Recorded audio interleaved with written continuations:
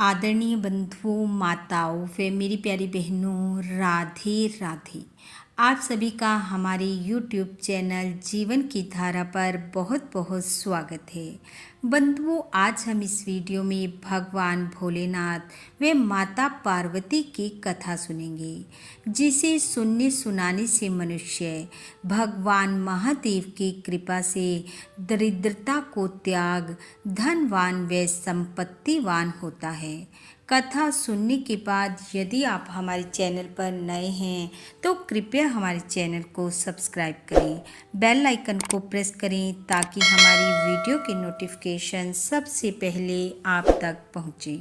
Video को share व like भी ज़रूर करें। कथा के अनुसार एक बार माता पार्वती ने एक भूखे भक्त को शमशान में चिता के अंगारों पर रोटी सेकते देखा तो वे दौड़ी दौड़ी भगवान महादेव के पास गई और जाकर कहने लगी, हे भगवान, मुझे ऐसा लगता है कि आपका हृदय अपने अनन्य भक्तों की दुर्दशा देखकर भी नहीं पिघलता।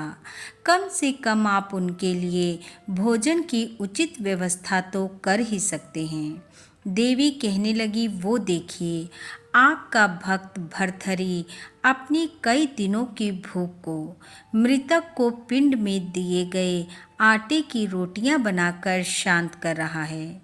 यह सुन भगवान महादेव ने हंसते हुए कहा, हे देवी, ऐसे भक्तों के लिए मेरा द्वार सदैव खुला रहता है, पर वे आना ही कहाँ चाहते हैं।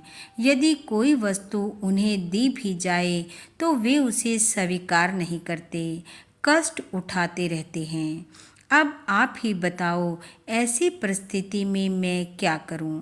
माता ने हैरान होते हुए कहा, तो क्या आपके भक्तों को उदर पूर्ति के लिए भोजन की आवश्यकता भी अनुभव नहीं होती? पार्वती जी की बात सुनकर महादेव कहने लगे, देवी, परीक्षा लेने की तो आपकी पुरानी आदत है।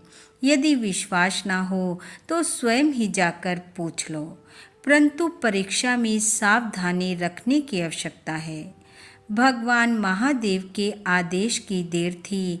माता पार्वती ने एक भिखारिन का वेश धारण किया और भर्तहरि के पास जा पहुंची और कहने लगी, बेटा, मैं कई दिनों से भूखी हूँ, क्या मुझे भी कुछ खाने को मिलेगा?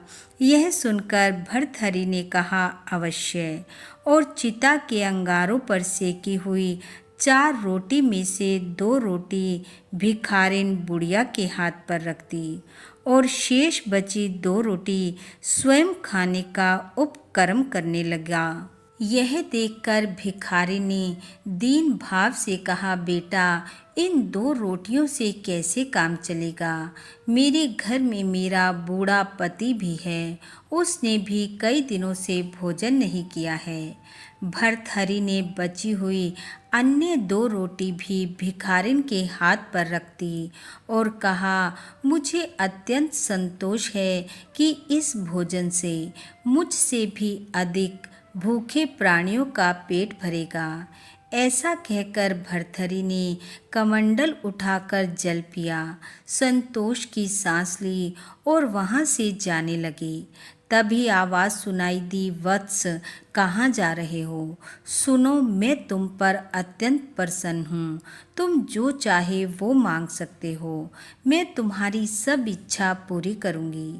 भर्तहरि ने पीछे मुड़कर देखा और कहा, अभी तो अपनी और अपने पति की भूख शांत करने के लिए मुझसे रोटियां मांग रही थी और अब मुझे देने की बात करती हो।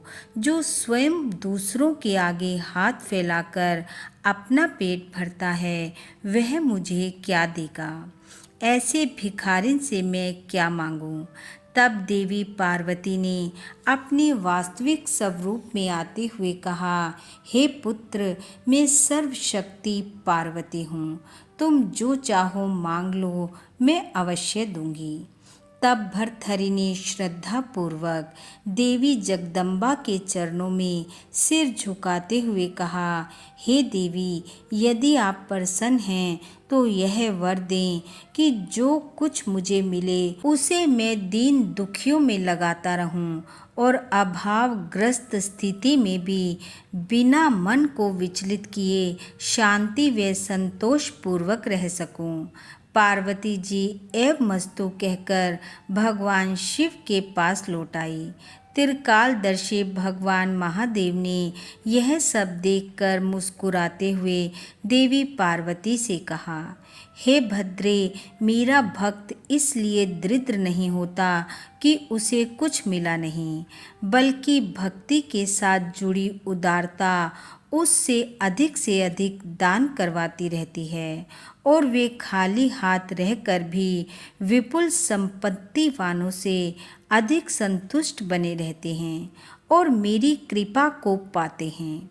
ऐसा कहकर भगवान महादेव मंद मंद मुस्कुराते हुए समाधि में लीन हो गए और माता कहने लगी, हे प्रभु, आप भी धन्य और आपके भक्त भी धन्य।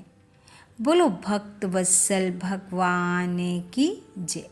बोलो भगवान महादेव की जय। बंधु, भगवान महादेव व माता पार्वती की कृपा आप व आपके परिवार पर सदैव बनी रहे। आपका घर आंगन खुशियों से महकता रहे। इन्हीं शुभकामनाओं के साथ आप सबका बहुत बहुत धन्यवाद। राधे राधे।